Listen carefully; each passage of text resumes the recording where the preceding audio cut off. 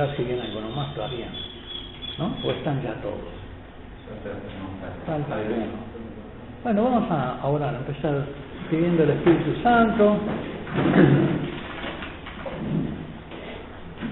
Invoquemos el nombre de Dios, de quien nos viene todo auxilio, gracia y salvación. En el nombre del Padre, y del Hijo, y del Espíritu Santo. Amén. Ven, Espíritu Santo, llena los corazones de tus fieles y enciende en ellos el fuego de tu amor. Envía tu Espíritu y serán creadas todas las cosas. Oh Dios, que has instruido los corazones de tus fieles con la luz del Espíritu Santo, danos el saber, sentir y gustar rectamente según el mismo Espíritu, y gozar siempre sus consuelos por Jesucristo nuestro Señor. Amén. Oh María, sin pecado concebida. San José, Santo cura brochero, no es culto público, no es culto público, acá no es culto público. Lo invocamos como podemos invocar la ayuda de nuestros difuntos. No pretendo con esto dar culto público, que conste.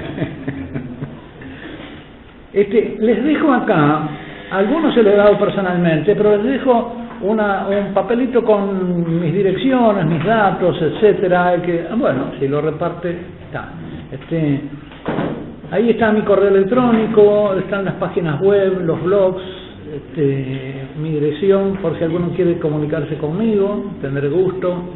Yo le agradecería también que los que deseen me dejen su correo electrónico. Yo voy a hacer una carpetita de la confraternidad en la libreta de direcciones, y cuando tenga alguna cosa para compartir con ustedes se lo mando, cosas que pueda producir o que me parezcan interesantes. Si a alguno no después le interesa, déjeme mandarme spam, padre, no me... Bueno, me lo dicen con toda confianza. Así que agradecería, no sé si de repente pueden poner una lista acá y anotar nombre y me mandan un correo electrónico, o si no me mandan un correo electrónico, pero lo mejor sería que me llevara una lista, porque me facilita el trabajo de hacer una carpeta. Y ahora yo me voy a dar el mes de ejercicios en Salto en el mes de marzo. También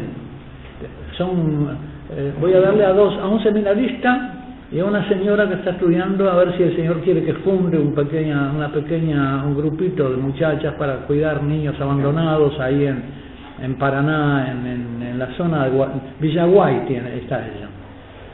Hay 2 sitios libres. Si hay alguien interesado en hacerlo, todavía está a tiempo de hacer el ejercicio, o conoce a alguien que quiere hacer el ejercicio en el mes de marzo, va a ser en las Hermanas Cooperatrices de Cristo Rey en Salto, en la Casa de Salto, frente a Concordia. Les voy a hacer 2 repartidos de esos de material. Uno, los padres de la iglesia y la televisión, que tendría que haber ido los primeros días, y la enseñanza de Jesús sobre la corrección fraterna en el Evangelio de Mateo. Brevemente lo de la enseñanza de Jesús sobre la corrección fraterna. La corrección fraterna es cuando tu hermano peca contra Dios, entonces tienes que corregir a tu hermano, como dice Ezequiel, que tienes que corregir, el capítulo 3 de Ezequiel, no hay que corregir al justo cuando peca y hay que corregir al injusto cuando peca, si no tú eres responsable. Él queda libre, pero tú no le avisaste. Una responsabilidad. Y eso lo retoma nuestro Señor Jesucristo cuando las ofensas son al Padre. En cambio, en el otro, cuando tu hermano peca contra ti, 70 veces 7. Nosotros solemos hacer al revés, ¿no?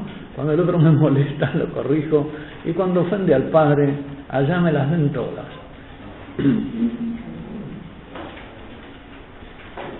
Y el otro también es interesante lo de benedictino, se me van los nombres, sobre la televisión, desde la consideración espiritual.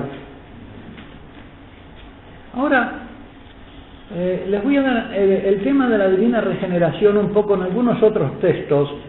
Lamentablemente no se me ocurrió hacer fotocopia de esto, de modo que simplemente lo voy a exponer y no le puedo hacer el repartido. No se me ocurrió mandarle al padre para que hiciera también la multiplicación de esto. Pensaba que no tenía tiempo para darlo, pero tuve que reelaborar las cosas. El tema que les voy a dar es entonces la divina regeneración en otros textos del Nuevo Testamento. Me hace el favor, padre, lo pone por allá al fondo por si alguien, los que son en el fondo. Los puntos que voy a tratar acá son las enseñanzas del Nuevo Testamento sobre la divina regeneración, algunos textos más de nuestro Señor Jesucristo, en que habla de la divina regeneración más explícitamente. Y después algunos textos más de Pedro y Pablo, y dos paternidades, la carnal y la espiritual. Jesús enseñó, como hemos visto, que es necesario ser engendrado por el Padre, ser hijos de Dios. Lo enseña de una manera, digamos, muy matizada y muy atendiendo a la condición del público que lo escucha y a la receptividad, a la capacidad de entender, con parábolas, incluso hablando como con circunloquios, el reino de los cielos, ¿no? Dios a veces como ocultando un poco el nombre del Padre, hablando, pero los apóstoles le llamaron a este nuevo nacimiento la regeneración, en griego la palingenesia o la anagénesis. Es un punto capital de la enseñanza de Jesús. Yo diría que es la esencia de la enseñanza, la esencia del cristianismo, que repiten los apóstoles. Se trata de una generación divina permanente por la cual el Padre engendra a sus hijos en esta vida y en la eternidad, dándoles permanentemente el ser. Y los hijos reciben, consciente y activamente, ojalá mejor, ¿no?, el ser que les viene del Padre, con receptividad activa y gozosa. Segundo, los apóstoles llaman así regeneración o nueva generación o generación de lo alto, porque la preposición aná quiere decir las dos cosas, de nuevo o de lo alto, para distinguirla de la generación natural o carnal por la que recibimos el ser de nuestros padres según la carne. Por la nueva generación se recibe la vida de Dios Padre, y esta vida se agrega a todo lo recibido de Dios por creación, se asocia a todos los niveles de la naturaleza. Nosotros participamos de todos los niveles de la creación, del mineral, del vegetal, del animal, del espiritual angélico y por fin del divino. Es maravillosa la criatura humana, algo único en la creación de Dios, y en realidad nos dice la revelación que a esta criatura apunta todo lo creado, y que esta criatura, imagen y semejanza de Dios, está llamada a un encuentro nupcial amoroso con Dios. Tratando el sacramento del matrimonio, el catecismo de la Iglesia Católica nota que la Sagrada Escritura empieza con la celebración de un matrimonio y termina también con la celebración de un matrimonio, que empieza con las bodas de Adán y Eva, pero que es una humanidad que está destinada a un encuentro nupcial también con Dios, porque es imagen y semejanza, y Dios lo crea y se celebra. El primer capítulo de Génesis con la preparación de un gran banquete de las bodas de Adán y Eva, pero de las bodas de la humanidad con Dios también. Y termina con las bodas del Cordero y con la iglesia que aguarda la venida del esposo. Así que todo es nupcial. El misterio de la creación es un misterio nupcial. Es un misterio de amor. Por la nueva generación se recibe la vida de Dios Padre. 4. En esta revelación es esencial para entender la enseñanza del Sermón de la Montaña, el cual gira efectivamente alrededor de las relaciones interpersonales. Padre, Hijo, hermanos. Jesús es el Hijo eterno de Dios hecho hombre, y como hombre revela perfectamente lo que es como hijo, Dios engendrado por el Padre. Dios de Dios, Dios verdadero de Dios verdadero, engendrado, no creado, de la misma sustancia que el Padre. Recibe todo su ser del Padre. Y así vive también humanamente un ser recibido del Padre. En su naturaleza humana, Él vive al modo humano lo que vive en su naturaleza divina, en su naturaleza divina al modo divino, en la persona del Hijo. Y es el gozo de recibirlo todo del Padre, en todo momento. El escrito del Nuevo Testamento que describe más ampliamente la doctrina de la condición filial y la divina regeneración es el Evangelio de Juan por la filialidad de Cristo, pero la primera carta de San Juan por nuestra participación en esa filialidad. Lo que nuestros ojos vieron, nuestros oídos oyeron, nuestras manos tocaron del verbo de la vida, os lo anunciamos para que vosotros tengáis comunión con nosotros. Y nuestra comunión es con el Padre, con el Hijo y el Espíritu Santo. Esa carta de Juan merecería una exposición aparte, un retiro aparte, ¿no? A continuación, solamente recordaré algunos textos del Nuevo Testamento, algún texto de Jesús y otros textos de Pedro y Pablo, donde se habla de la palingénesis o de la anagénesis. Veamos primero en Mateo 19, 28. Si tienen ahí la Sagrada Escritura, Mateo 19, 28. También otro texto donde los traductores han hecho sus picardías.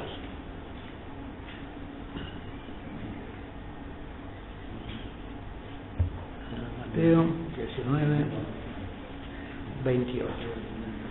Entonces Pedro, tomando la palabra, le dijo: ya lo ves, nosotros lo hemos dejado todo y te hemos seguido. ¿Qué recibiremos, pues? Jesús le dijo: yo os aseguro que vosotros, los que me habéis seguido en la regeneración, acá la Biblia de Jerusalén pone una coma después de seguido. Yo le saco la coma, porque con esa coma la regeneración se pone al fin de los tiempos, y esa es una interpretación, me parece, que no es adecuada, que no está de acuerdo, es ahora. Es decir, que lo seguimos en la regeneración. Vosotros, los que me habéis seguido en la regeneración, cuando el Hijo del Hombre se siente en su trono de gloria, os sentaréis también vosotros en 12 tronos para juzgar. Y acá se está adelantando la escena de Mateo 25 del juicio final de las naciones, donde el Hijo del Hombre señala presentes a sus hermanitos más pequeños que están sentados en el trono juzgando con él. El Hijo del Hombre allí es la figura colectiva de Jesús, el Hijo del Hombre, y todos sus hermanitos juzgando a la humanidad según se hayan comportado con ellos. Pero esos hermanitos lo han seguido a Jesús en la regeneración durante su vida, no al fin de los tiempos. No es que suceda la regeneración, no es un hecho escatológico reservado para el final. Ahora sucede. Acá de nuevo una coma perversa, ¿no? Se ha introducido en el texto. Es bien sabido que los textos griegos no tienen signos de puntuación, de modo que siempre las comas y los puntos son interpretación. Y acá me parece que yo no estoy de acuerdo con esa interpretación. Pero la mayoría de las versiones lo ponen así, porque se van copiando unas a otras. Entonces, yo os aseguro, vosotros los que me habéis seguido en la regeneración, en la palingenesia, seguir a Jesús, entonces, no es seguirlo como un maestro del que uno aprende una doctrina y aplica la doctrina, sino que seguirlo. Jesús, en su vida humana, iba siendo engendrado por el Padre en su naturaleza humana. Como hombre iba siendo engendrado por el Padre. E iba recibiendo en cada momento de su vida el Espíritu Santo, ¿no?, para cada cosa. En la escena del bautismo, crecía en edad, sabiduría y gracia delante de Dios y los hombres, verdadero hombre, Por lo tanto, el Padre lo iba engendrando en su naturaleza humana, y por eso Él entrega el Espíritu y dice, todo está cumplido, porque hasta ese momento estaba cumpliendo la voluntad del Padre, viviendo como hijo, y iba siendo engendrado por el Padre en su naturaleza humana. Y es eso lo que Él nos quiere comunicar a nosotros, que también nosotros podamos ir viviendo como hijos día por día, y siendo engendrados diariamente y en cada momento de nuestra existencia por el Padre como hijos, con una nueva generación, una generación divina. Esta es una doctrina del Nuevo Testamento capital, pero fíjense qué poco atendida en un texto así tan importante. Nótese cómo Jesús pone en paralelo el seguimiento y el misterio de la regeneración. Los que me habéis seguido en la regeneración, o sea, en el ser engendrados como hijos de Dios. Seguir a Jesús como maestro es seguir al Hijo en el camino de ser y vivir como hijos. Y eso no es solamente un esfuerzo moral, eso es un acontecer espiritual por obra del Espíritu Santo. Veamos otro texto, Nicodemo, Juan 3 al 10. El diálogo de Nicodemo, de Jesús con Nicodemo. Juan. El papelito este No, este no está repartido, disculpe, no se me ocurrió hacer fotocopia. Les puedo mandar el texto por correo electrónico si quieren, de todas las cosas. Yo les puedo mandar muchas cosas por correo electrónico, les puedo mandar los ejercicios espirituales de San Ignacio, en fin, lo que me pidan, que yo tenga con mucho gusto. Tengo un trabajito sobre el Evangelio tengo un blog de Sagrada Escritura donde yo voy subiendo trabajos que he hecho durante mi vida. Ahora acabo de subir Lucas Médico, ¿no? Está por terminar Lucas Médico, que es... Lucas era un médico griego, lo que sabía un médico griego y las exigencias intelectuales que tenía un médico griego, porque él es testigo de milagros biológicos, del nacimiento virginal de María, y tenían una disciplina crítica muy aguda los médicos griegos, porque había una escuela empírica, había una escuela neumática también, había toda una doctrina del espíritu en Aristóteles, que parece como que Lucas es muy sensible a eso, pero tiene exigencias empíricas muy grandes, ¿no? Porque era la experiencia la fuente del conocimiento médico.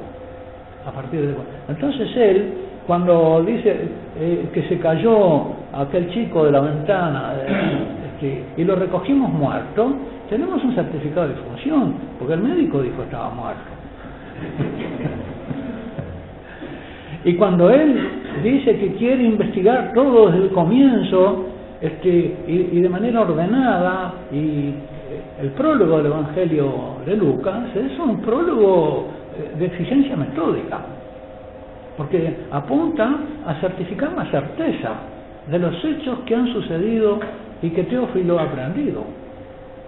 Así que Dios eligió como lo mejorcito que había de la ciencia crítica de la época para que le pusiera su certificado a lo que él, de credibilidad, a lo que él había recogido de los testigos presenciales de los hechos en que fue enseñado Teófilo, ¿no? Eso lo acabo de subir. Ahora voy a subir algo sobre la comunión, la coinonía. Y después, no sé si ya subí de San Juan o el de Nicodemo, ¿no? En verdad, te digo, le dice Jesús a Nicodemo, que el que no nazca de nuevo y de lo alto, porque los traductores ponen de nuevo, ¿no? Simplemente anosen, la preposición anosen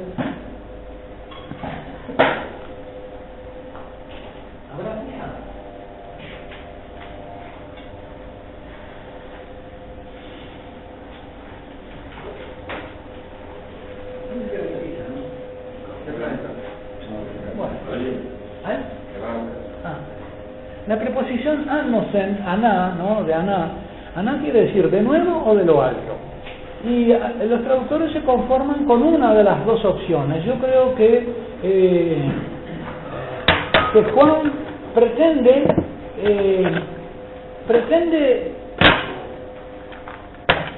mantener la ambivalencia de la proposición, de nuevo y de lo alto. De modo que una traducción más justa sería mantener las dos opciones de interpretación que tiene la preposición aná. El que no nazca de nuevo y de lo alto no puede ver el reino de los cielos. Le dice Nicodemo, ¿cómo puede uno nacer siendo ya viejo? ¿Puede acaso entrar otra vez en el seno de su madre y nacer? Le respondió Jesús, en verdad te digo, el que no nazca de nuevo y de lo alto, repite, no puede entrar en el reino de Dios. La primera vez ver, la segunda vez entrar. Ni ver ni entrar. No puede conocer el reino, no puede conocer al Padre, no puede entrar en el misterio de la condición, no puede ver la condición, conocer la condición filial, ni entrar en la condición filial. Acá de nuevo está el entrar en la condición filial. Hay que ingresar en la condición filial. Ingresar en el vínculo. No basta conocer el vínculo, hay que ingresar en el vínculo. Lo nacido de la carne es carne, lo nacido del espíritu es espíritu. No te asombres de que te haya dicho tenéis que nacer de nuevo y de lo alto.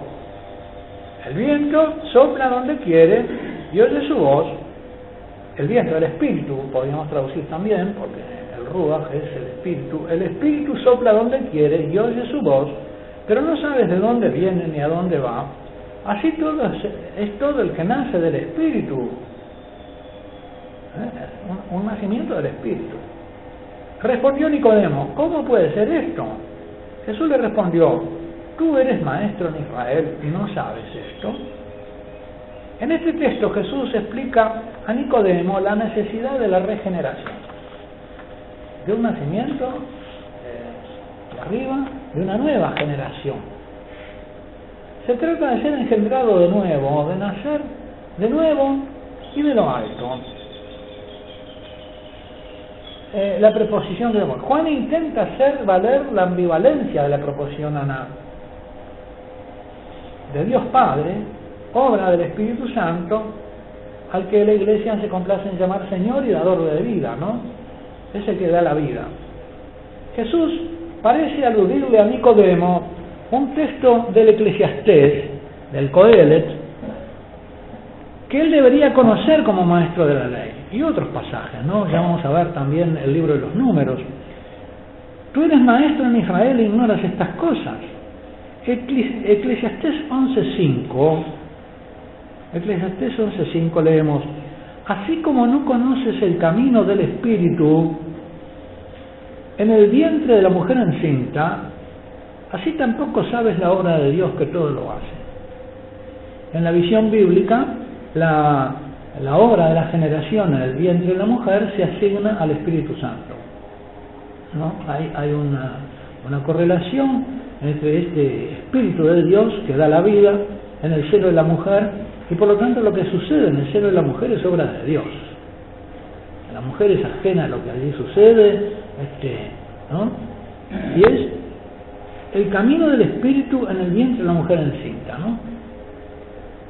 Y esto tiene íntima relación también con la visión de Ezequiel, que ve cómo el Espíritu se introduce en los huesos y los recubre de carne. Ahí también hay la tierra y el vientre de la mujer también son simbólicamente están conectados en la visión bíblica, en el lenguaje simbólico del Espíritu Santo. Lo que sucede, por eso la resurrección y la generación en esta vida y la resurrección son obras del Espíritu Santo. Así como una vez el Espíritu Santo recubrió tus huesos en el seno de tu madre, de carne y ¿no?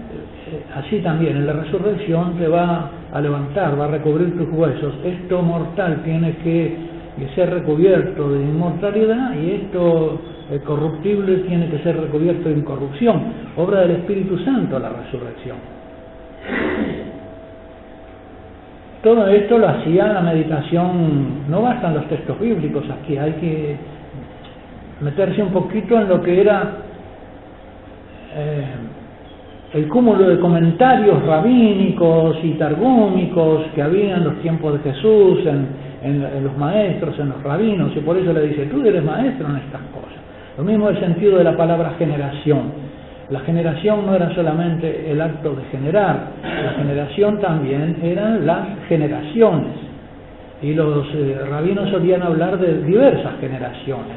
La generación del diluvio, que era una generación perversa, que termina en el fondo del mar.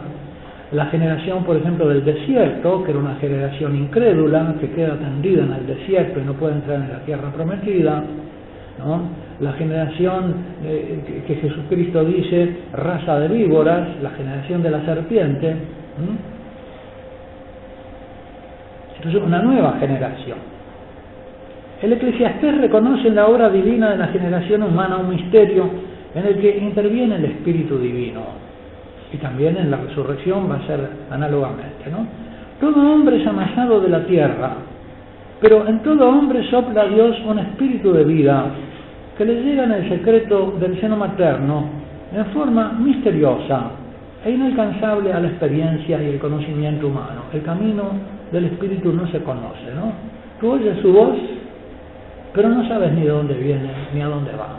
El camino del espíritu, es a esto, me parece, lo que alude Jesús diciéndole, porque acá habla, no conoces el camino del espíritu, de dónde viene y a dónde va. De manera semejante, Jesús es el camino, ¿no? Que viene del Padre y va al Padre. Salí del Padre y vuelvo al Padre. Aquí está personalizado este camino. Y ese camino se realiza en el Espíritu Santo, porque el Hijo es enviado en el Espíritu. Y vuelve al Padre por el Espíritu. De manera semejante, el Espíritu obra en el secreto del corazón de cada hijo de Dios el misterio de su segunda generación, de nuevo y de lo alto. Jesús transpone, además, a la entrada en la vida divina los hechos de la entrada en la tierra prometida. En el libro de los Números, capítulo 14,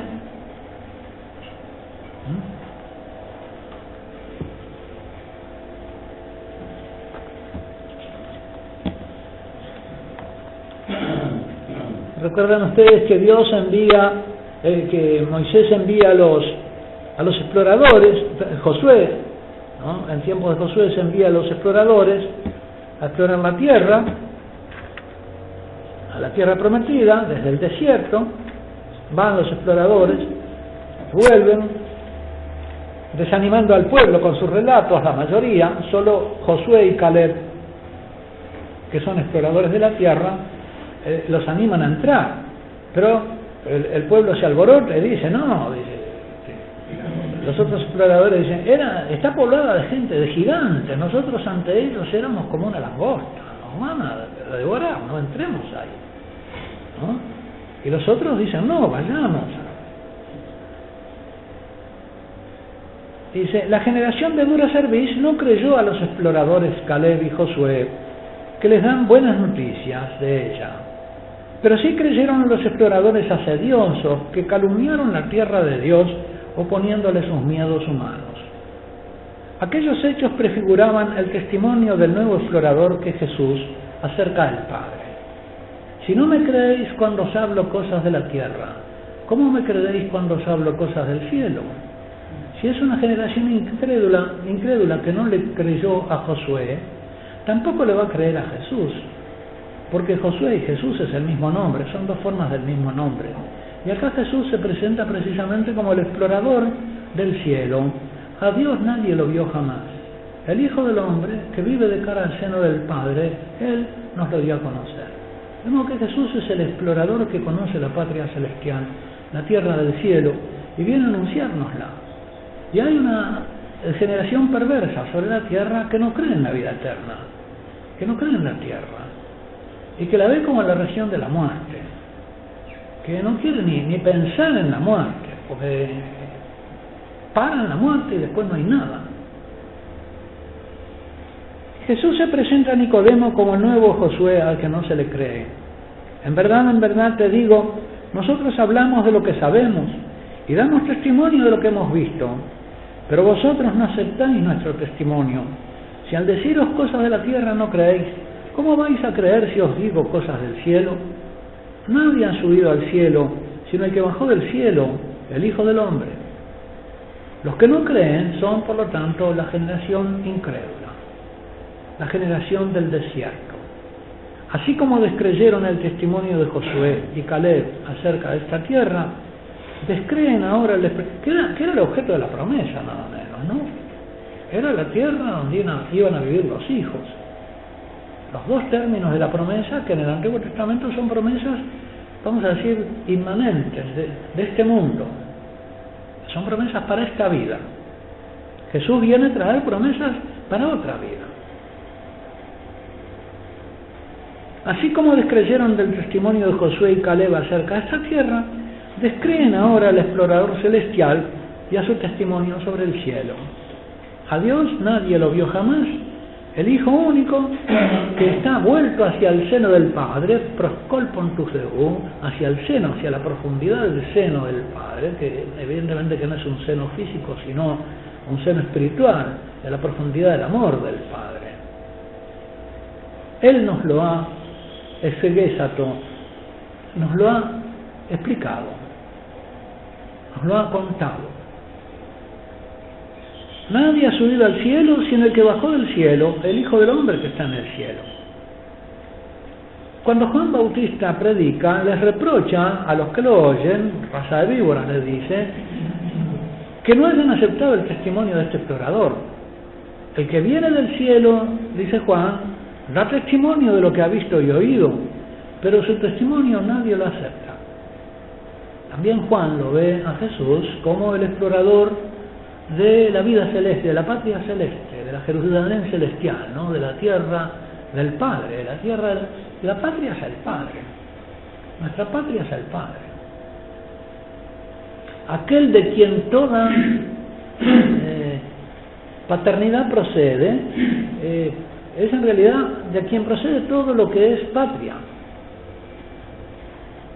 origen, ¿no? El origen de todo origen. En el episodio narrado en Números 14, 20 al 31, se advierte que los que han despreciado el testimonio del fiel no verán ni entrarán en la tierra prometida. No verán en el 14, 22, 23. Dice 14, 22. Dijo el Señor, Moisés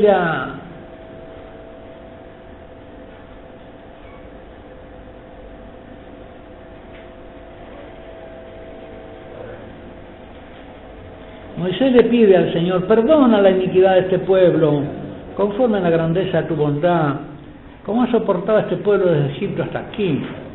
Y le dice el Señor, lo perdono según tus palabras, pero vivo yo, y la gloria del Señor llena toda la tierra, que ninguno de los que han visto mi gloria y las señales que he realizado en Egipto y en el desierto, que me han puesto a prueba ya 10 veces y no he escuchado mi voz, verán la tierra que prometí con juramento a sus padres. ¿Sí? La generación perversa no va a ver la tierra. Y en el 14:30 continúa este discurso y dice, os juro que no entraréis en la tierra en la que mano en alto juré estableceros. Entrar, ¿no? Ver y entrar. El ver y el entrar en la tierra. Jesús retoma este ver y entrar en el reino. Y es la única vez que aparece en el Evangelio de San Juan la alusión a la vida divina como el reino de los cielos, que es algo más propio, por lo tanto, del lenguaje de los sinópticos. Es un eufemismo, digamos, como un circunloquio para hablar de la vida filial, que es más propio de los sinópticos. En Juan es mucho más explícito el tema de la vida filial, está menos cubierto de silenciamiento reverencial. Es más explícito, el Padre, la relación del Hijo con el Padre, Es una obra más para los iniciados, Juan. En cambio, los sinópticos son todavía algo como más intermedio, para gente que todavía no está del todo iniciada en el misterio, porque hay que irlos llevando. Algunos dicen que Marcos es el evangelio del catecúmeno, el que se va a bautizar, Mateo es el del cristiano bautizado, Lucas sería como el del catequista, y Juan sería el de los hermanos mayores, el de los presbíteros, de los hermanos mayores, los presbíteros en el sentido ese, ¿no? De los iniciados en el misterio del Padre, los que lo viven más plenamente. Por lo tanto, ver y entrar la tierra, ven cómo hay una transposición de los temas de la tierra prometida, como que esa entrada en la tierra prometida era una prefiguración de lo que es entrar en la vida eterna. Y ante esa entrada en la vida eterna que nos está prometida, cabe el miedo, el temor, y por lo tanto el ser excluido de la vida eterna, como esa generación incrédula que quedó tendida en el desierto y no entró en la tierra prometida. Ellos son una comunidad, un pueblo, una generación incrédula. Recién la generación siguiente va a entrar. Aquí es una generación del mismo tipo, solo hay una diferencia temporal entre una y otra. Es la generación incrédula, la generación siguiente. Pero en esa sucesión de generaciones dentro del tiempo hay también una prefiguración de esta nueva diferencia de la generación carnal a la generación espiritual, que también viene en el tiempo. Es, por lo tanto, de nuevo, pero de lo alto. No es solamente una generación de nuevo, una detrás de otra, sino una generación nueva, de lo alto, de la cual era imagen la otra generación que sucedió a la que murió en el desierto. Dicho entre paréntesis, no, a veces uno piensa que también, que en estos hechos que hemos vivido nosotros, en que una generación se hizo progresista y se apartó del sentido auténtico de lo cristiano, ¿verdad? Y vivió, creyendo que vivía lo auténtico, una especie de degeneración o de corrupción del sentido auténtico de lo cristiano. Esa generación parece que no tiene oportunidad de convertirse. Esa generación tiene que pasar y morir. Parece que no se la puede corregir. Uno a lo más puede dar gracias de haber sido preservado, pero eso tendrá que pasar. Morirán en su empecinamiento. Pero digo, esta es una glosa mía al margen de una meditación mía, ¿no? Vale lo que vale una meditación mía. Pero bueno, a nivel de compartir cosas, ¿no? Entre hermanos sacerdotes. Y también para aliviar a veces nuestra angustia de que todo esto no puede cambiar. Y bueno, ¿y qué? Una generación tiene que pasar. Alegrante de que tú fuiste rescatado de esa generación por obra y misericordia del Señor. Y si hay algún náufrago que puede subir al bote y quiera subir, que suba, encantado. La generación incrédula, ¿no? La raza de víbora. Los rabinos hablaban de las generaciones, la generación del diluvio, la generación del desierto, la generación del becerro de oro también, queda tendida en el desierto, no verá ni entrará en la tierra prometida. Este es el único pasaje en el Evangelio de Juan que utiliza la expresión reino de Dios. Jesús lo entiende y se lo explica a Nicodemo en términos de la nueva condición filial, ¿ven? Y esto también es un argumento exegético para sostener la interpretación que les he dado de que el reino de los cielos es la condición filial. Es la vida en la que se entra por nueva generación. Acá está clarísimo. Y es como si Juan nos hubiera transmitido esa charla de Jesús con Nicodemo, de la que se desprende este sentido del reino de los cielos. Es lógico que para acceder a la condición filial haya que nacer de nuevo y de lo alto, y solamente de este modo se pueda verla y entrar en ella, por la fe. Jesús contrapone en su argumentación a Nicodemo una generación carnal a otra generación espiritual. Bueno, los rabinos hablaban de la generación agobiada por la esclavitud de Egipto, del diluvio, la generación incrédula de la dura cerviz. Me faltaba esa, ¿no? La generación de Egipto, que estaba agobiada por la dura servidumbre y que no quería salir, que no creía tampoco en la liberación que se le prometía. Y la otra, la que salió después, no creía en la entrada de la tierra. Jesús, que hablará de la raza o generación de la serpiente, raza de víboras, la generación de la serpiente, ¿no? Como anunciaba el propio Evangelio, algunos de ustedes me decían, ¿no? El propio Evangelio 3.15, Génesis 3.15 se anuncia, yo pondré enemistad entre ti y la mujer, entre tu progenie y la suya. Bueno, la raza de víboras es esta, la que Jesús encuentra como incrédula delante de sí y le increpa.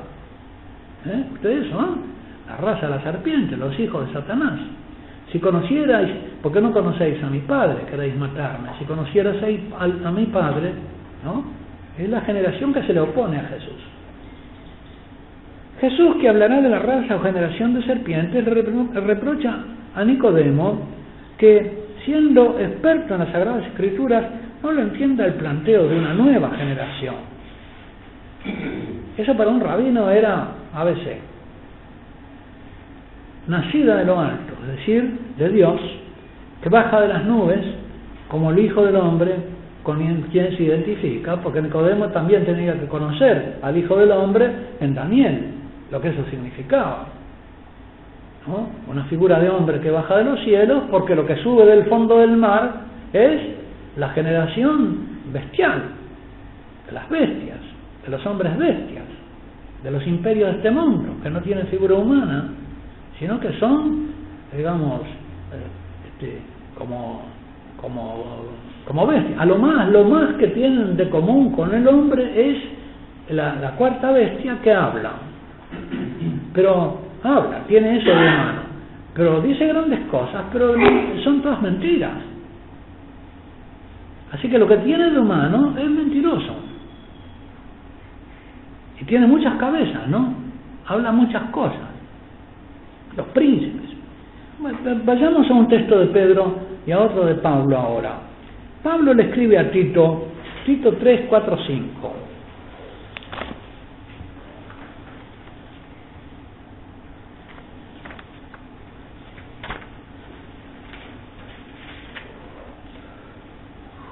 Dice: cuando se manifestó la bondad de Dios nuestro Salvador y su amor a los hombres, Él nos salvó, no por obras de justicia que hubiésemos hecho nosotros, sino según su misericordia, por medio del baño de regeneración y de renovación del Espíritu Santo.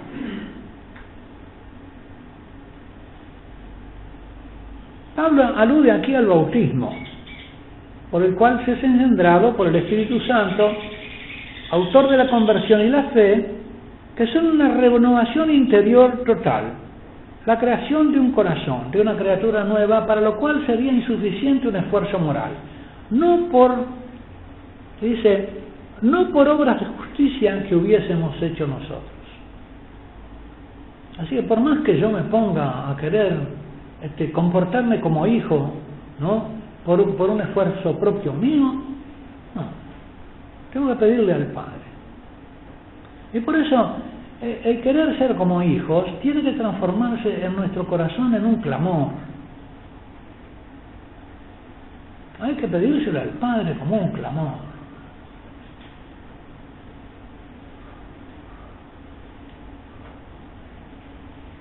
Porque lo tenemos, por supuesto, por el bautismo, pero tenemos que pedirle que invada nuestro corazón también la conciencia para poderlo vivir plenamente, porque nosotros, por ser humanos, estamos llamados a la conciencia, al conocimiento reflejo. Ese tipo de gracias que le concede a Escrivá de Balaguer o a Kentenich, ¿no? Él nos salvó no por obra de justicia, sino según su misericordia por el baño de la regeneración. Otro texto es en San Pedro, la primera de Pedro, capítulo 1, 3 al 5.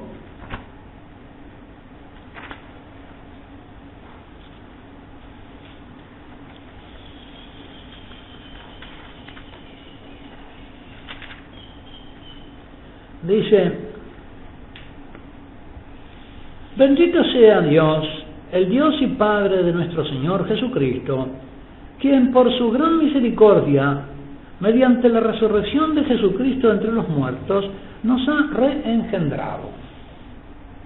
Acá está la palingenesia, ¿no? A una esperanza viva, a una herencia. La herencia pertenece al orden simbólico de la filiación, la comunicación de bienes en calidad de hijos, a una herencia incorruptible, inmaculada, inmarcesible. La vida divina es así, el amor del Padre es así, que no se marchita, que no se corrompe. Esto mortal se reviste de inmortalidad, esto corruptible de incorrupción, esto marchitable de inmarcesibilidad. Reservada en los cielos para vosotros. Los cielos es un nombre del Padre. En realidad es uno de los nombres, ¿no? Los cielos. Para vosotros, a quienes el poder de Dios, por medio de la fe, que es obra de Dios en nosotros, pues es por obra del Espíritu Santo, protege, preserva, diríamos. Y la preservación yo creo que es algo palpable en nuestra vida, en la vida de todos nosotros, ¿no? Es algo palpabilísimo. Protege para la salvación dispuesta ya a ser revelada en el último momento. Dice entonces, Pedro relaciona a la nueva generación que hace hijos de Dios con la esperanza de alcanzar la herencia de los hijos de Dios, ¿no? Su promesa supera su fama. Si Él ha obrado en nosotros estas maravillas de preservación, etcétera, etcétera, lo que nos tiene reservado es muchísimo más. Salmo 137, versículo 2, ¿no? Su promesa supera su fama. Lo que podemos esperar de Dios es incomparablemente mayor de lo que hemos recibido. Y el mismo Pedro establece algo más adelante en los versículos 14 al 19 del capítulo 1, el contraste entre esas dos filiaciones, la carnal y la divina. Dice: como hijos obedientes, acá no nombra a Dios, pero se sobreentiende del Padre Celestial, no os amoldéis a las apetencias de antes, a las pasiones, ¿no? A los apetitos de antes. ¿De antes de qué? De antes del bautismo, de antes de la nueva generación, de antes de la conversión. Y califica de nuevo ese antes como el tiempo de vuestra ignorancia. Las apetencias de antes, del tiempo de vuestra ignorancia. ¿Ignorancia de qué? Ignorancia del Padre, de Dios como Padre. ¿De ignorancia de qué? De Cristo. Más bien, así como el que os ha llamado es santo, Cristo y el Padre, sed santos en toda vuestra conducta. Acá, citando el Levítico, como dice la Escritura, sed santos porque santo soy yo. Y si llamáis Padre a quien, sin acepción de personas, juzga a cada cual según sus obras, conducíos con temor durante el tiempo de vuestro destierro. mientras estamos lejos de la casa paterna, de la patria celestial, porque todavía no hemos llegado, estamos en situación de destierro aquí. Esa es una visión, ¿no?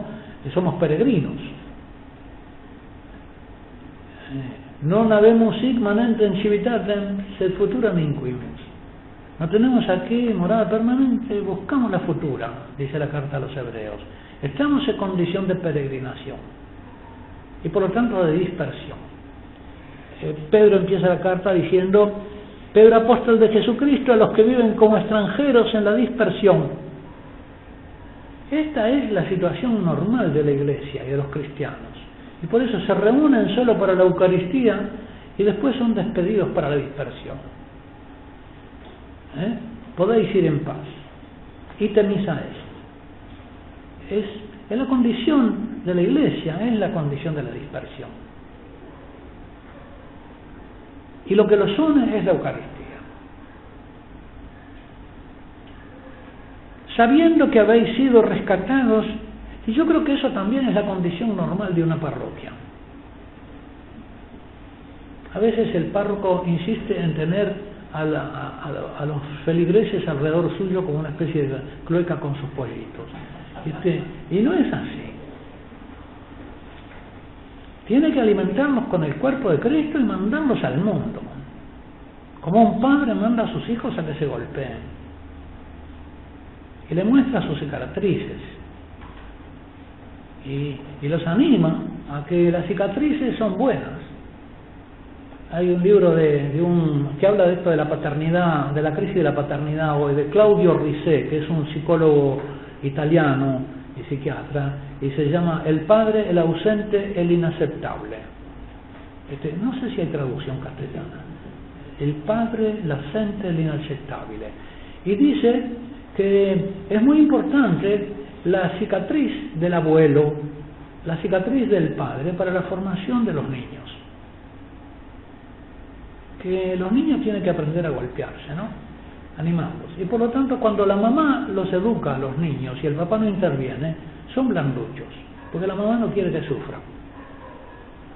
En cambio, el padre le puede mostrar cicatrices y mostrarle que se puede sufrir y que hay que saber morir. Las mamás educan para vivir, no quieren la muerte. Las hijas de Eva, ¿no? Son los padres los que los tienen que animar al riesgo. El padre envía a su hijo a la muerte.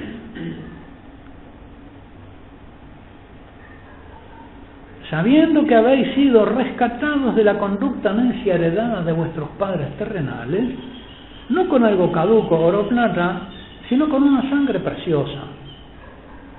Con la muerte del Hijo, en la muerte del Hijo hemos sido bautizados. ¿Qué podemos reclamar otra cosa si de ahí nacimos? Ojalá que estas cosas nos quiten los temores, los miedos, no el martirio, que los tenemos clavados. ¿Qué vamos a hacer? Tenemos que ser rescatados de eso. 18. Hay que notar en este texto la oposición de las dos paternidades. Los padres carnales nos habían dado en herencia una conducta necia, de acuerdo con la cual vivían antes de su conversión a la fe. Cristo, con su sangre, los rescató al precio de su sangre de esa tradición de ignorancia, equivalente a una esclavitud. El temor que Pedro aconseja como norma de la conducta es el respeto filial, que es, en la Escritura, comienzo de la sabiduría. Initium sapientiae, timor domini est. Estos textos de Pedro y de Pablo explicitan la misma doctrina de la filiación divina que enseña Jesús en el Sermón de la Montaña. Se es verdaderamente engendrado otra vez, de nuevo, por el Padre desde lo alto. Y si bien el Espíritu Santo no se nombra en el Sermón de la Montaña, en los demás textos citados, y particularmente en el diálogo con Nicodemo y en otros textos, la nueva generación aparece íntimamente vinculada a la acción del Espíritu Santo, es obra del Espíritu Santo. Ahora, curiosamente, en el sermón, como que el Espíritu está todavía en lo secreto, ¿no? Mantenido en secreto, en el arcano.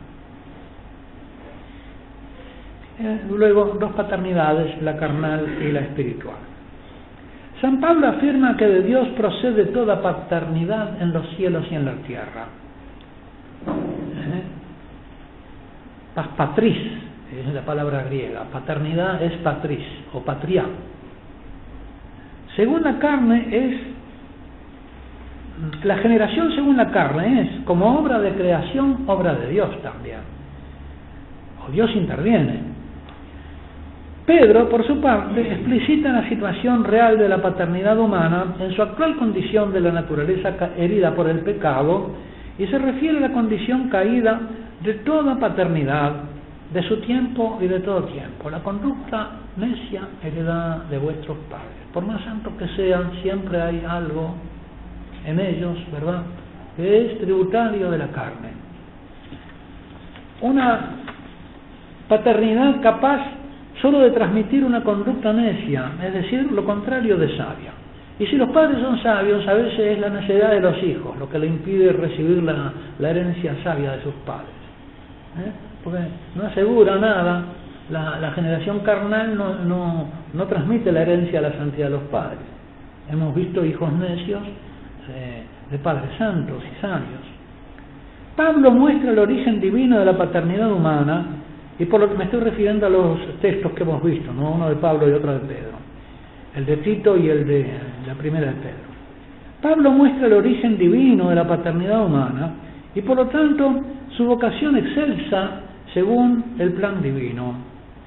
Pedro marca un contraste entre las dos paternidades, la terrena y la humana, la celestial, al tomar en cuenta la situación real de la paternidad humana necesitada de sanación y salvación.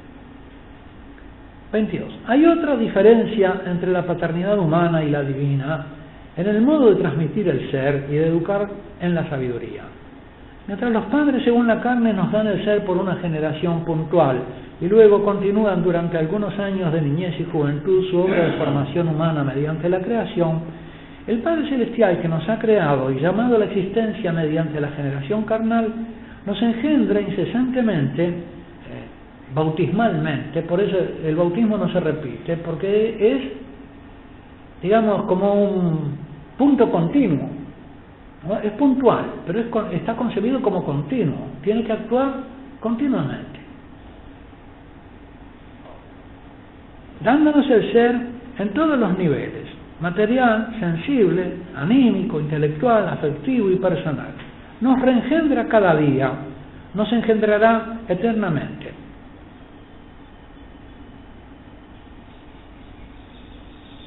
25. La Sagrada Escritura nos habla de esta vinculación filial al Padre que nos constituye en familia junto con todos los demás reengendrados, hermanos participantes de la misma vida. Jesús dirá: ¿quién es mi madre y mis hermanos? Y extendiendo la mano hacia sus discípulos dijo: estos son mi madre y mis hermanos, ¿no? El parentesco que crea esta filiación. Todo el que cumpla la voluntad de mi Padre Celestial como hijo, como yo la cumplo, ese es mi hermano y mi hermana y mi padre y mi madre. La relación filial implica necesariamente las relaciones fraternas. La conciencia filial de Jesús está abierta necesariamente a la conciencia fraterna. Jesús llama a sus discípulos estos hermanitos míos, los más pequeños. Y a sus discípulos le enseña el que escandaliza a uno de estos hermanitos míos más pequeños merece que lo tiren al fondo del mar con una piedra atada al cuello. Escandalizar el escándalo es la piedra que se tropieza en el camino. Eso también pertenece a la simbología vial.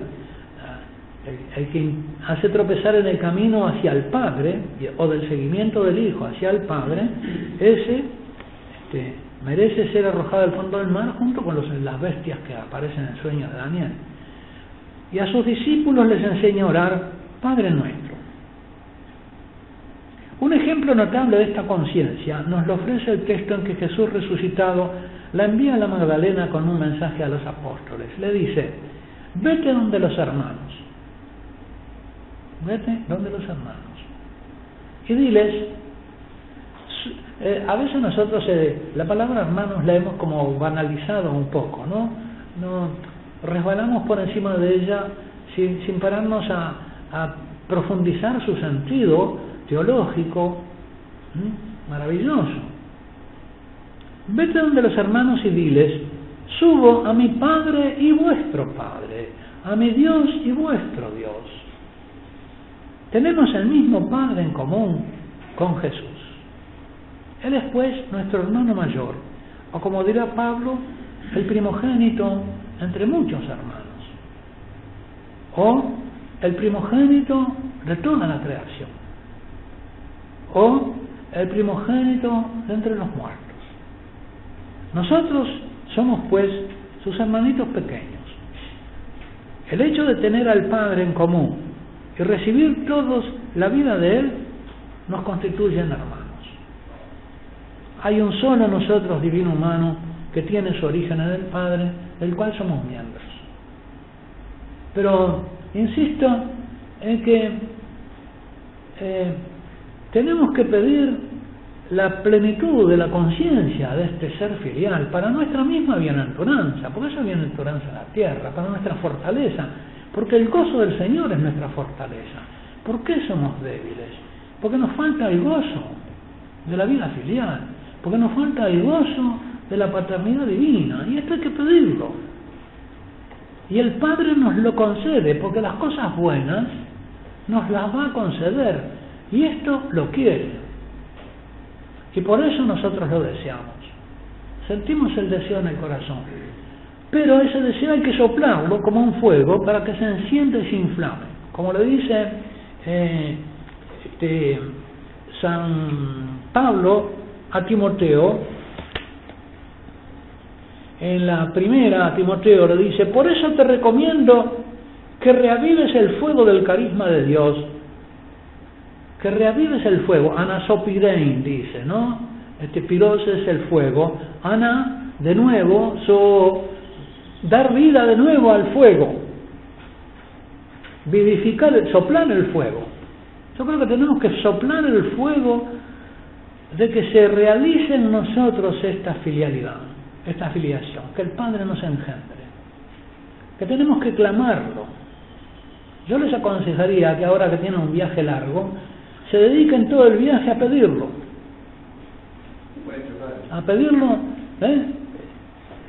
a pedir esta filialidad, y sobre todo a pedirla no solo para mí, a pedirla para todos los hermanos, de modo que toda esta fraternidad se inflame en la conciencia de vivir como hijos. Y eso va a fortalecer también nuestra fraternidad, porque si no crecemos en un fervor filial, nunca vamos a alcanzar fervor fraterno. Ya es mucho este don que el Señor nos ha hecho al nivel en que estamos, pero queremos más. Como esos niños que la mamá le da una cuchara de papa y dice más, ¿no?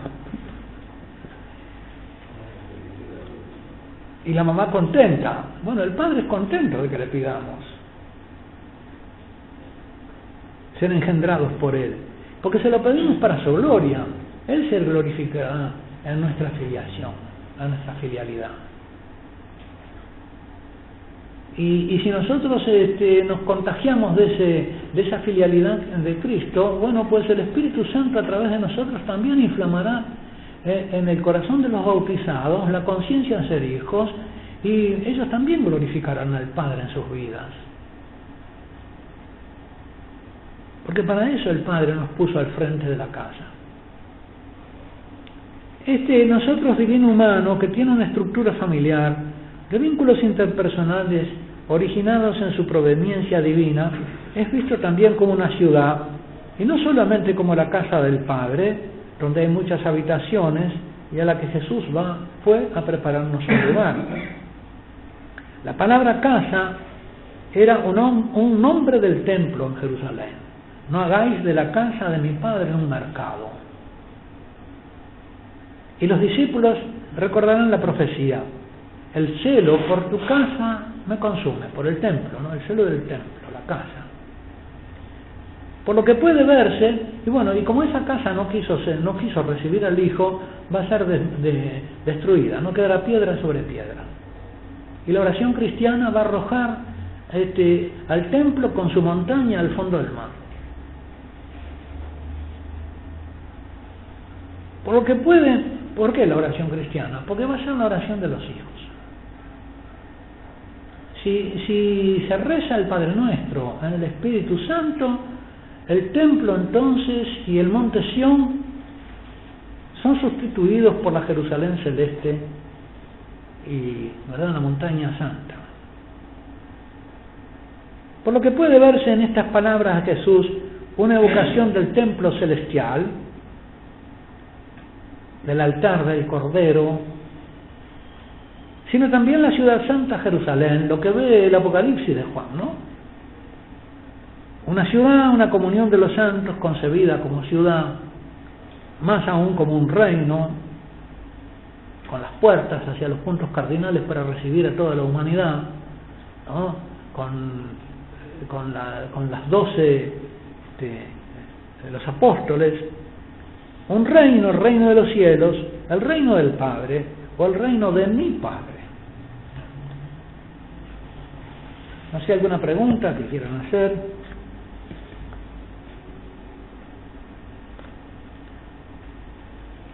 Sí, padre. ¿Algún comentario? Padre Harry.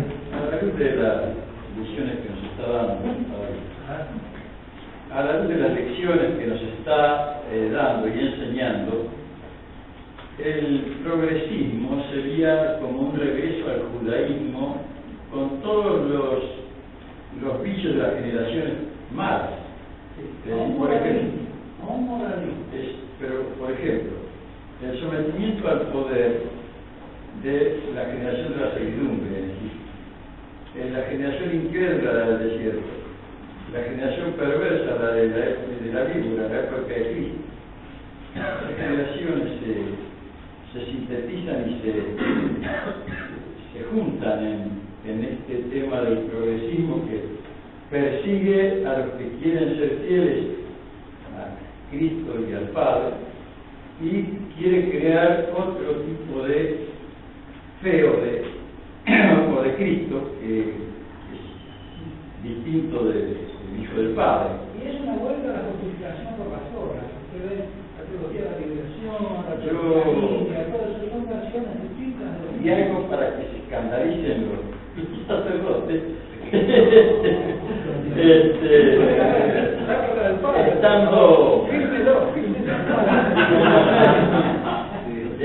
Esto se verifica bastante en muchos jefes de la Iglesia que se someten al poder mundial, son cómplices del poder por conveniencia, persiguen a los que quieren seguir a Cristo y además de eso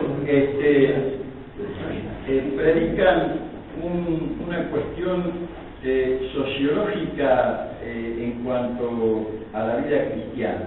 Fíjese que hablando porque él era bastante gozado para castellano y yo para inglés, con el director espiritual del seminario de la Arquidiócesis de Nueva York en Uruguay, me preguntaba cómo eran los obispos uruguayos y argentinos, y yo le dije más o menos esto, y él, un hombre joven de 34 años que ha viajado 2 meses al año, se dedica a dar discursos de actualización a las hermanas de la Madre Teresa de Calcuta, me dice, así como hablaba él, y dice, desde el Vaticano II todos los obispos que conozco son así. Y me dijo eso. No podía decir más porque no le daba el idioma. ¡Qué suerte!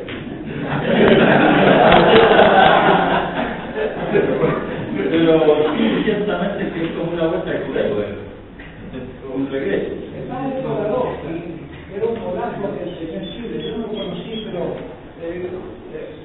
conozco una obra de hecho de la teología de la liberación, en que él precisamente mostraba sus errores.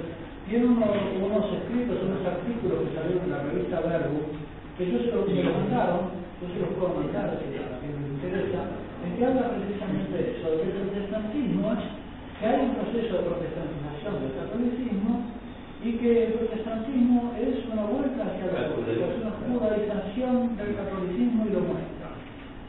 Pero entonces es algo que le sucede al catolicismo, esa tendencia a judaizar, a convertirse de nuevo en una justicia de escribas y fariseos, con una gran proporción de hipocresía, Porque Jesucristo a los apóstoles le dice, guárdense de la levadura de la hipocresía, Así que Jesús, nuestro maestro, esas palabras de guárdense, que apuntan a lo escatológico también, era consciente que a nosotros nos acecha esa amenaza de reincurrir en la hipocresía y de reincurrir, de recaer en la justicia de los escribas y fariseos. ¿Qué es la ley? Es el cumplimiento de la ley, pero no siguiente. Abdicar de la enseñanza de Cristo y recaer en los 10 mandamientos y las bienaventuranzas. Las bienaventuranzas son lo que hace el Padre con los hijos. La ley puesta en función del poder. ¿Cómo dice el Padre? La ley puesta en función del poder temporal, el temporalismo, el materialismo y el especialismo temporal. Y además, sí, y además yo diría que es la ley, la segunda tabla de la ley, Claro. la parte moral. Y la parte religiosa, ignorando que ahora Dios, el único Dios es el Padre. Es decir, no explicando la primera tabla, y como Jesús le explicó como el Padre, no dándole cumplimiento a la primera tabla, con la demostración del Padre y con la demostración de la fidelidad. Porque de otra manera es cargar a la gente con un fardo que no puede llevar. Y está claro que nuestros fieles no pueden llevar la carga de los 10 mandamientos porque no los están viviendo como hijos, entonces los aplastan, se los acuerdan y los tiran. La única manera de llevarlos es como hijos complaciendo al Padre. Si no, sin el gozo de la fidelidad, la ley aplasta y entristece. Bueno, sé que es una también. Nos cargamos con la ley, pero no le damos el gozo que es la fortaleza. El gozo del Señor es nuestra fortaleza, le dice Esdras cuando el pueblo, le dice Esdras al pueblo cuando llora escuchando la ley. Alegrad, no lloren, alégrense, damos fiesta, porque el gozo del Señor es nuestra fortaleza. Bueno, ¿cuál es el gozo? El gozo es el Hijo, que Dios es mi Padre. Y desde entonces, sacrificarme en el cumplimiento de la voluntad del Padre es un gozo. Pero, ¿de dónde nos va a venir esa fortaleza para sacrificarnos? De sabernos hijos. Y por eso tenemos que pedir ese gozo para que seamos fuertes. El que me ama cumple mis mandamientos. Lo que dice Jesús, el que me ama cumple. Porque el Espíritu Santo nos da el gozo, nos da la fuerza para hacer la voluntad del Padre. Y si no, no la tenemos. En este contexto, ¿cómo ubicar este auge y cómo ubicar este auge de los movimientos de espiritualidad del Espíritu Santo, el movimiento carismático? Bueno, yo creo que eso viene a suplir ciertas falencias de lo que es el culto normal de la iglesia. Yo me acuerdo que cuando yo tomé la primera comunión, lo hice con un catecismo muy elemental y rudimentario, ¿no? Hinchado con alfileres, y lo hice metido entre los fieles del domingo, sin monita ni nada, así un domingo cualquiera. Mi padre me dio una monedita para desayunar después en el centro, me fui solo, me arrodillé en el comulgatorio, ahí recibí mi primera comunión. Yo miraba alrededor mío a los fieles, desde el comulgatorio se volvían con una, lo digo en el libro sobre la Seria, en la civilización de la Seria, en el medio dinámico. Había un pentecostalismo eucarístico en el catolicismo, que era un fervor y una devoción también sensible. Bastaba ver a los comulgantes arrodillarse y hablar con Jesús para aprender cómo tenía uno que orar en el Eucaristía. Enseñaban por ejemplo. Yo lo aprendí así. Y después, ese pentecostalismo eucarístico que era propiamente católico, que era un pentecostalismo muy sereno, muy profundo, muy eucarístico y ejemplar, desapareció, fue barrido. Ahora tenemos una escuela de comuniones que se acerca a hablar de la Eucaristía como una familia, se la come, y vuelve a sentarse. Se acabó el diálogo eucarístico con el Señor. Digo, estoy exagerando, ¿no? Pero es así. Yo creo que un niño que va a tomar la primera comunión ahora no aprende el diálogo con Jesús mirándolo como la. Por lo menos la presa.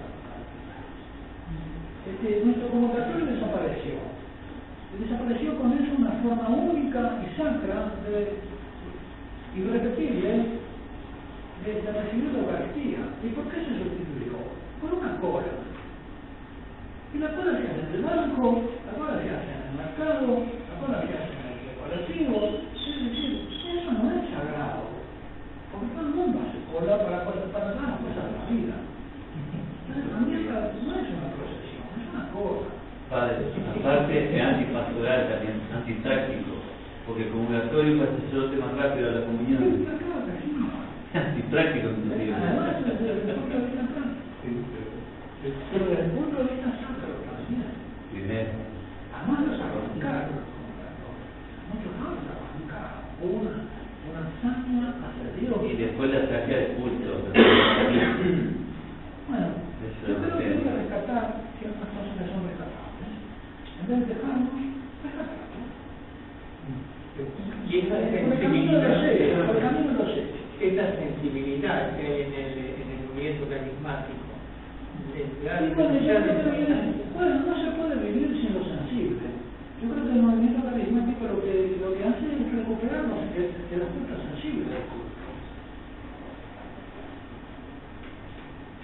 Pero antes había formas católicas de lo sensible que no eran tan elevado. Lo que dice Romano Guardini cuando habla del rito romano, dice que el rito romano es pacato, vamos a decir, es así sereno, porque tiene que ser universal. Y que por lo tanto a una misa tiene que ir el que recién se casó y está en alegría del matrimonio, el que ha perdido un hijo o el que violó, y no puede tener un tinte afectivo, sensible, porque los sensibles es muy diversos según las disposiciones de la persona. Entonces la neutralidad que tiene el rito romano, la neutralidad sensible que tiene el rito romano, es lo que le permite la universalidad.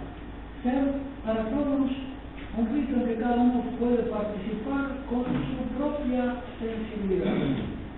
Y respeta, por lo tanto, la desventaja que tiene el culto carismático es que precisamente en la exaltación esa de la alegría y del gozo colectivo no se respetan las distintas disposiciones interiores.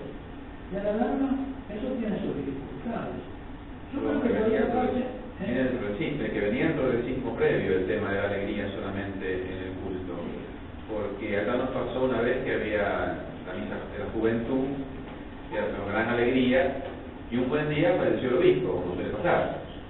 Y ese día los jóvenes no sabían qué diablos hacer en la misa, qué canto cantar, porque había que ser el canto de oro. Usted me dijo, cánteme, cánteme.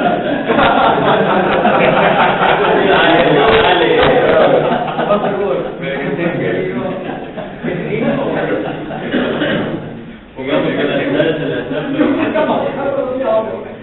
Ahí se dieron cuenta El riesgo de esto es la superficialidad de la expresión. Caer en el sensacionismo. Y es que lo que ha dicho el Papa de eso es que Juan Pablo II y han dicho que eso hay que dirigirlo. Claro. Eso hay que pastorearlo. Se necesita pastoreo. Es algo positivo porque atrae mucha gente que se había dejado, que se alejó primero del culto vacío progresista, también porque es fuera de la gente. Yo prometí llenar las iglesias, la vaciaron. Una gran esterilidad, y no saben hacer otra cosa que destruir tu existencia. son iconoclastas. Son iconoclastas. Hace poco me pasó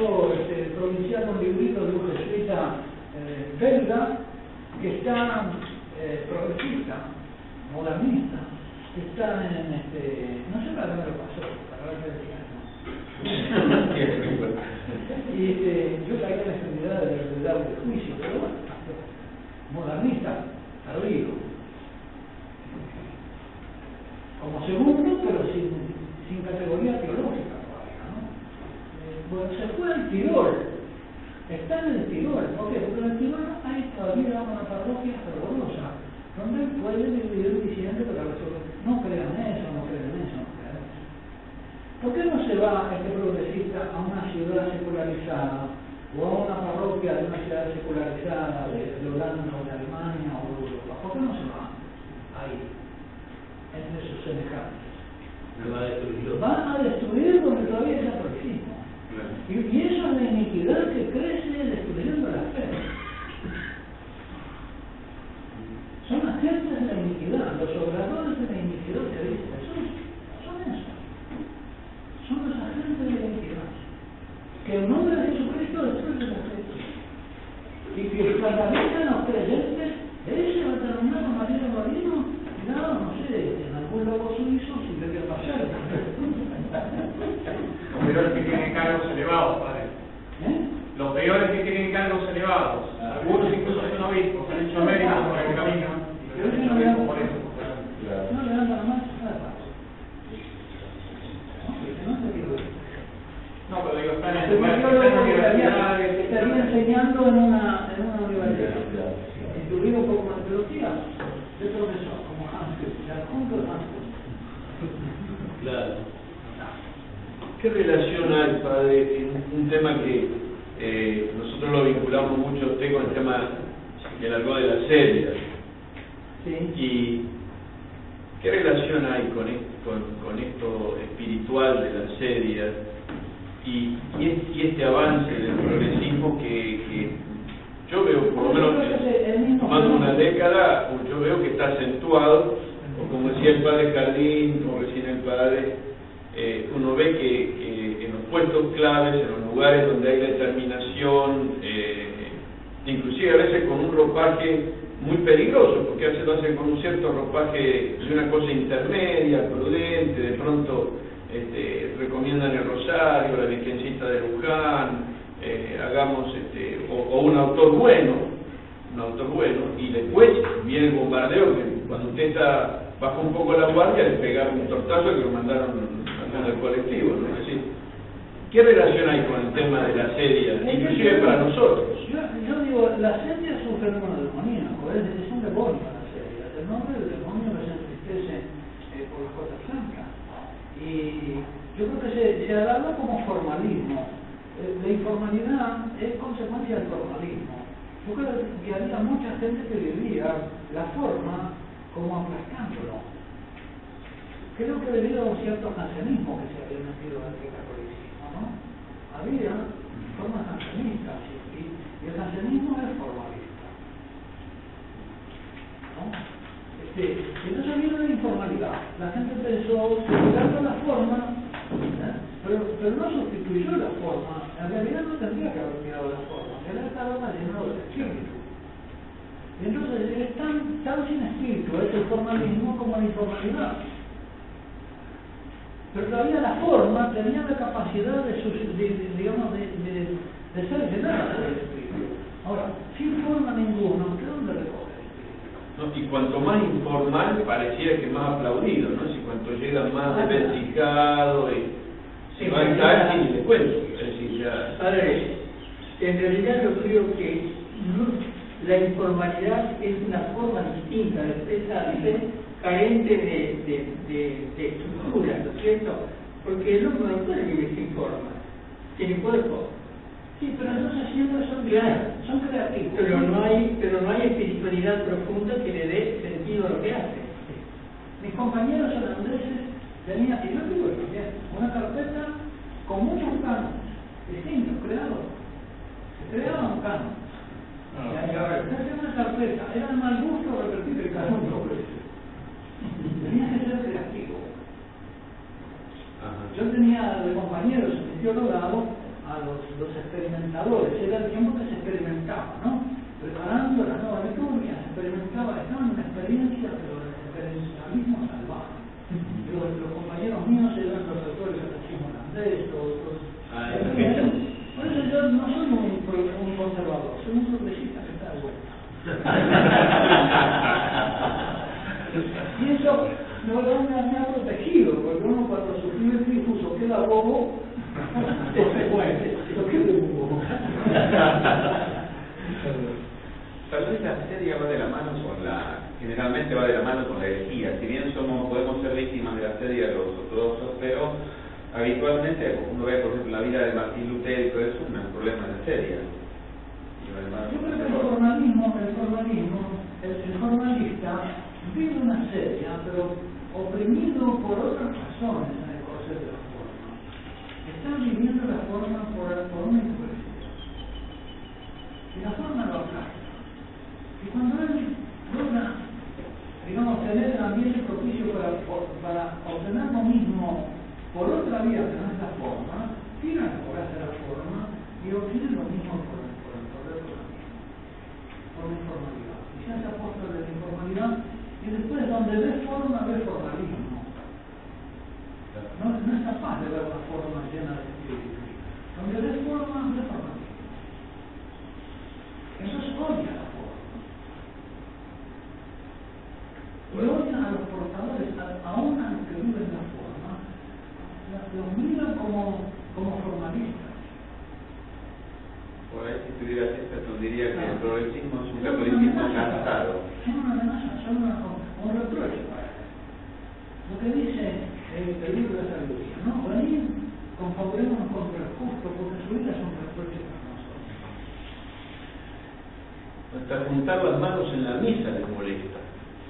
Una actitud. Sí. No le enseñan a los monaguillos eso. Las formas exteriores de la piedad me molestan. Porque lo toman como beatería, lo toman como precisamente lo calumnia, ¿no? Son incapaces de ver el espíritu en la forma cuando ven esa cubierta, la solemnidad de un culto bien celebrado, se pasean contra la liturgia papal. El Papa en eso nos da. No se puede comulgar el Lucha, por ejemplo. El mundo, contra el esplendor vaticano, contra todo eso, ¿no? Si es de Dios, se puede haber lujo en otras cosas, pero no en lo religioso. ¿No? El dinero está bien en los cristianos, pero no en la iglesia. Y todo así, es el tema de la serie. Me acuerdo, padre, cuando estaba en Paraná, que se hizo el Colman en Camp 1. ¿Se acuerda, padre? ¿El qué? ¿Cuándo se hizo? El Colman, yo estuve en la misa esa que se hizo el patronato. Y muchos de los curas estaban en las tribunas porque no había lugar para hacer la misa, todos los curas en el mismo lugar. Y venían curas de Brasil, de Colombia, de todos los lugares de América, ¿no? Y decían la misa es muy romana. Y era un tipo. Era un loco, un despelote de la misa. El chico tenía los niños en el medio. La consideraban demasiado romana. Los niños en el medio. Es muy romana la misa. ¿Cómo no recuerdo los troncos que se usan muy hermosos sobre la. Cardenal hermoso que es sobre la misión. Y uno ve un contraste con todo el mundo. Nosotros en la fama tenemos una fama en ciudad, en General Pico, un sacerdote que, bueno, hubo una relación sacerdotal y en la relación hubo una odalisca que con tamborete y con el ombligo al aire bailaba.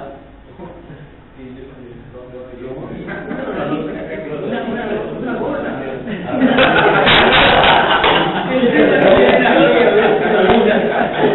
Bailaba y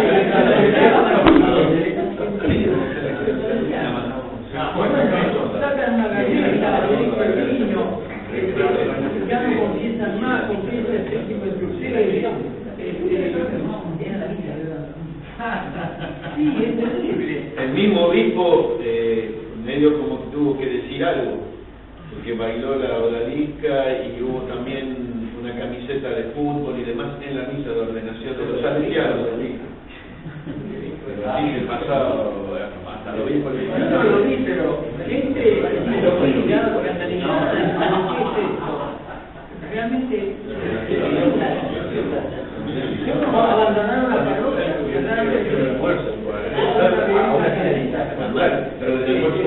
por ahí no saben.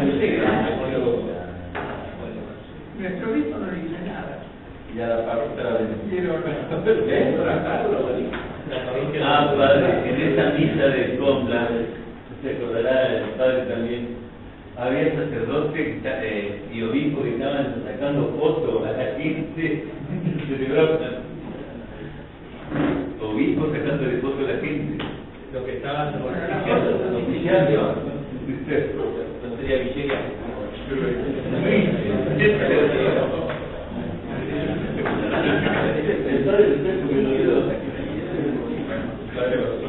Dediquémonos a hacer el bien. Yo he visto a veces en YouTube las misas escandalosas. Hay como que decir, pero un vestido para allá.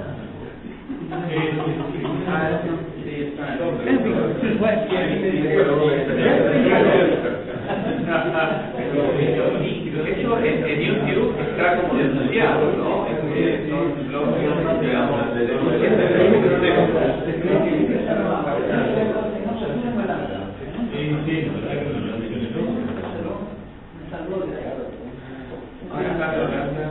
Mis superiores estaban en eso, yo quién era, teológico. Los superiores estaban en eso, no había ninguna señal de contrario. Lo del catecismo de Holandés, la corrección. Después hubo el sínodo holandés, también fue corregido. Pero en ese momento todavía el mal iba creciendo y todavía no había medidas correctivas. Nosotros estábamos en esa locura sin nadie que lo dijera. Además, algún compañero mío más sensato, que yo lo veía más reticente, y por eso yo uruguayo, ¿no? Que estábamos todos en la. ¿Y cómo conjugaban a San Ignacio de Loyola con eso? No sé cómo lo Ese es el problema. Porque San Ignacio es muy explícito. Por ejemplo, uno ve en el caso de nuestro padre San Francisco del siglo XIII, que también se podría, porque hay una falsificación terrible de San Francisco, pero San Ignacio sale con toda la materia frente al protestantismo. Yo creo que no hay una inquietud racional por conjugar una cosa con otra, sino que la pasión exime de coherencia racional. Se va por ahí, se buscan razones por ahí, esto es ahora, eso era antes. Hoy diría esas cosas que dice los que... ejercicios ya fueron, esos son lenguajes pasados, hay que combatir. Yo creo que hay una idolatría del tiempo. Los compañeros holandeses eran capaces de criticar todo lo católico, pero no eran capaces de criticar la cultura en que vivían. El protestantismo estaba protestantizado. Se sentían más cercanos de los calvinistas que del catolicismo medieval. Encontraban que el culto de la Virgen era exagerado, el culto eucarístico era exagerado, estaban más cerca de la espiritualidad de la sensibilidad protestante, porque se habían modernizado. El catolicismo, la verdad es que había tenido una capacidad contracultural muy fuerte, porque había vivido la opresión, había perdido capacidad contracultural, y ahora se sentía bien en equilibrio con el mundo protestante y el mundo calvinista. Se acabó el martirio. Claro. En estos países adaptando. Pío X, perdón, el que decía el protestantismo ha traído al modernismo y el modernismo llevará al ateísmo. Se cumplió. En ese proceso está. La iniquidad creo que crece estudiando la fe. En Holanda, en Bélgica, en Alemania, el catolicismo auténtico, ¿cómo está en este momento? Yo no sé, pero las noticias de Europa están devastadas. Sí. Entiendo que llegue, no hace falta ir a los países hermanos. España está hecho identidad. Queda todavía los fervorios, pero el país como tal, lo que fue España, la España católica, la que dio la sangre, la Lo que decía el obispo de los Campos, me ha contado el padre Sáenz, que él entrevistó a los Campos hace años, después, en los años 80, después del concilio. Y sí, los Campos tienen una pastoral en la pasó, el que dice, habla de la protestantización del catolicismo español, pero es una protestantización que viene de la conferencia episcopal a través de las instituciones episcopales, de instituciones de la Iglesia. De los nombramientos de los obispos coadjutores a los obispos españoles tradicionalistas. Porque Guerra Campos, cuando estuvo con el Papa Pablo VI le preguntó, ¿y ahora qué podemos hacer? Yo le llevo un informe muy completo. Lo mismo que ha hecho hasta ahora Santidad, le dijo, pero al revés. Sí. Por eso es una cosa que viene ya de hace 30 años, 40 años. Y que nos está sucediendo a nosotros. Y ahora el Papa trata de remontar un poco la corriente. Yo creo que hay que hacer eso así. Sí. Diariamente, y ustedes son párrocos, tienen una misión divina para la cura de esas almas, y por ejemplo son ministros de Dios en ese territorio y tienen autoridad divina. Además que ustedes son, para el demonio, si organizan el exorcismo, tienen autoridad de Dios. Y el exorcismo para el rezar el exorcismo privado no necesitan autorización episcopal. No. Es completo. Es completo por oficio. Tienen la obligación de orar por su pueblo, bueno, tienen la obligación de echar a los demonios del territorio, ¿ves? A la tierra. Hay que hacer una confraternidad de sacerdotes economistas, que sea, digamos, como una de las tareas de ustedes, echar al demonio. Como el tema de la reparación, en realidad, por ejemplo, hay misas concelebradas o grandes fiestas, yo creo que en San Cayetano o y uno San Cayetano, no, pero esta grande celebración, digo, uno debería reparar, porque se da la comunión, las partículas por todos lados, es decir, es una cosa que no podemos, nos estamos casi acostumbrando. Nosotros mismos nos estamos como acostumbrando, es verdad que no depende de nosotros. Ahora, yo quiero hacer una pregunta concreta con respecto a qué Biblia usted aconseja, decir, está la versión de Stravinger, ¿no es cierto? Pero ¿qué nos aconseja con que por lo menos no traigan notas que hagan perder la fe? Porque además yo creo que está la de Favorita es muy buena, tiene la suerte de que está reeditada y es un precio realmente me parece que accesible. Lo que tiene de bueno la Biblia de Jerusalén es que, como herencia, digamos, que trae, que son los textos aportados, el índice de notas, que han empeorado mucho. Por eso conviene conseguir una de los años 67-69. Son mejores las notas, o sea, porque después ha habido un proceso como de lavado en la Biblia de Jerusalén. La misma Biblia de Jerusalén. La misma Biblia de Jerusalén. La misma que es una cosa del 70 y otra. Mejor conseguida del 69, por ahí. Segunda edición, creo que es. Y esta es tercera. Respecto de esta Biblia, me imagino el punto de vista técnico debe ser muy buena, desde el punto de vista técnico, digo, filológico, etcétera, pero me recuerdo que ya lo usé de seminarista en un momento, casi me echan del seminario, dice, por ejemplo, el maná no lo explica de forma sobrenatural, como milagroso, sino que da una explicación natural, racionalista, como el paso del Mar Rojo. Si usted en esa Biblia mismo se explica la nota. Es evidente que hay, incluso, yo qué sé, tomemos por ejemplo la tumba vacía y la disposición de los lienzos, ¿no? Hablan de vendas,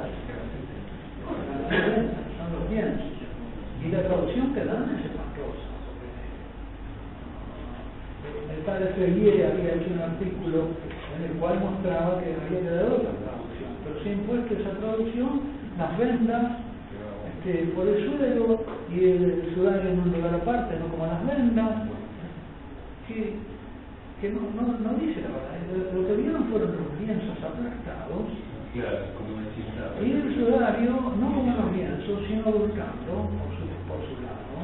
Así que la misma disposición de los lienzos fúnebres, que el envoltorio, digamos, no había sido deshecho, era una Prueba. Un signo de que el cuerpo había salido de adentro. Claro. Ahora, eso se ha deformado totalmente. Y Pellier dice de dónde viene. Viene de la traducción de un francés que después se expandió por todas las traducciones francesas. Parece como que hubiera habido un espíritu perverso en los traductores. Ahora, la Biblia de Claudín, que uno lo puede usar para los fieles, me parece que por ahí. ¿No? Vos empecé una Por eso pregunté si hay alguna. hay una que han sacado de Barcelona, algo así, que puedo averiguarlo bien, pero se lo paso por email, que la están vendiendo en árabe. Y ahora acaban Que es muy buena, y sale barata, creo que la sacaron de luz. Esa la. Estos días, se compró la primera Biblia oficial que utiliza la oposición en España. Sí. La Biblia oficial. Escucharon ustedes el anuncio es la Biblia del Tratado. Español. Sí. Pero vaya a saber, no digo, no. Yo en la bibliografía no estoy actualizado. Hay una capa que ha sacado muy buena, que sale barata, En árabe. y la nosotros la conseguimos con la piedra de Alba. Y a 50 pesos se conseguía vía Chile. Yo digo la Jerusalén en las colecciones de los cristianos. Para advertir, si mal no recuerdo también aquí donde entre las dos opciones que de traducción de la palabra original hebrea de doncella, en vez de poner virgen, la ponen doncella. Todas esas traducciones tendenciosas. Y además hay que mencionar esto de pero digo, mejor que la canonización.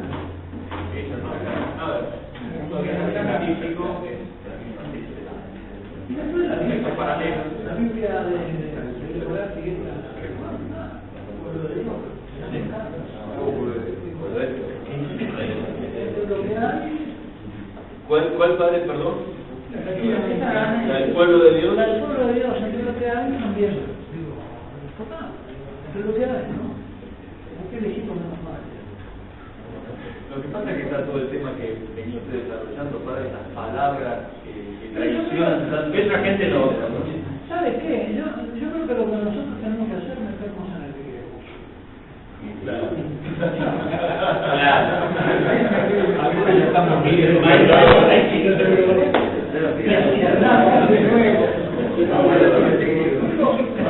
Vivimos quejándonos de lo que nosotros aquí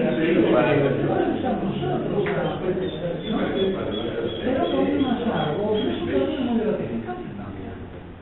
Meternos en el riesgo. Seguir esperando, y buscando, leyendo los buenos autores. Hay muy buenos autores en Argentina, Paresan, por ejemplo, ¿no? Las parábolas según los santos padres. Cultivamos nosotros. Castellano, y tratar de cultivar en los fieles también el gusto por los autores, y darlos a conocer. Sí. Porque si no, nos ahogamos en el mar de los lamentos. Sí. Creativos y lo que quiere el Señor son pocos y bien dispuestos y compartidos. pero bueno. Y el combate está en eso, el exorcismo diario. Y el estudio de la palabra, de la preparación de la homilía, con los buenos autores que hay. De buen vino. Y exorcizar Y dar el pan. Los fieles están hambrientos. Lo más lamentable para el futuro es la recompensa de la formación de los